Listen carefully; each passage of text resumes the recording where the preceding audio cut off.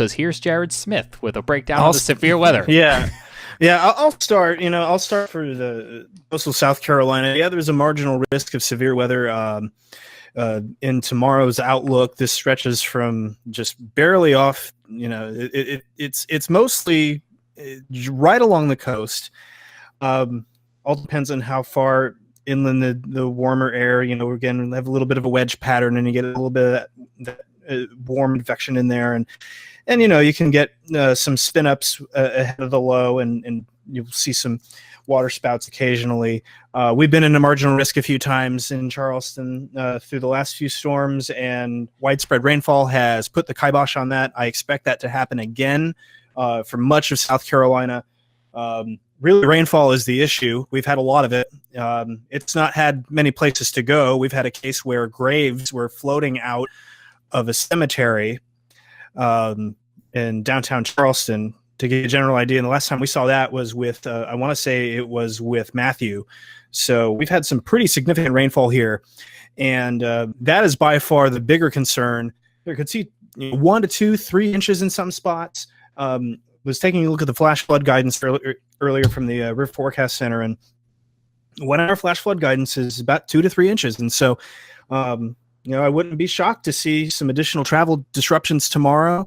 And people are going to start this holiday travel. Holiday travel is really going to begin in earnest tomorrow. We're going to start to see more people getting out on the roads and more people, getting out and about. And so if that is you, make sure you understand that there is the potential for some flooding, especially if you're going to be in downtown Charleston, if you're going to be trying to commute down there, if you're coming to see people downtown, things like that. We also need to watch some of the streams closely. We're going to be keeping a close eye on Church Creek in West Ashley. That one got perilously close, about as close to flood stage as you can get without actually hitting flood stage with the last rainfall just a week ago. So we're going to need to keep an eye on the flood threat here. The greater severe weather threat is going to be in North Carolina. And Shea, I'm going to let you take that one. Talk about the Outer Banks, because that is a little bit more favorable. Yeah, that's right, Jared. So I'll go ahead and share a screen real quick here. Let's see, James, as long as James knows I'm sharing the screen. Yep, I've got you up. I want to hear you talk about Outer Banks, and we also had a question from Gina about Florida. Okay. So we can see here the SPC convective outlook for tomorrow. We'll continue to see this updated. And a lot of times what we get, it really depends on direction of winds around that upper low that's coming across the northern Gulf states. So what we get is this giant slug of moisture with severe weather associated with it pushing up across Florida and up into the Carolinas. The coastal zones are most susceptible because of the warmer waters of the Gulf Stream off the coast. Those are still running around in the upper 70s to near 80 degrees. That's a constant thermohaline current. So it's very warm at the surface. It's a surface current, and it consistently provides warm water. So that becomes more or less what we would call an offshore or artificial landmass. And so that provides a warm train for this moisture to become more convective, especially during the daytime, and even more so at nighttime. The Outer Banks is looking like the slight or the higher risk for severe weather and possible tornadic activity up this way would occur based on where the Gulf Stream is. Now, if we look at our wind forecast, we can just take a quick look at Charleston and see the directions. And there's a reason for this.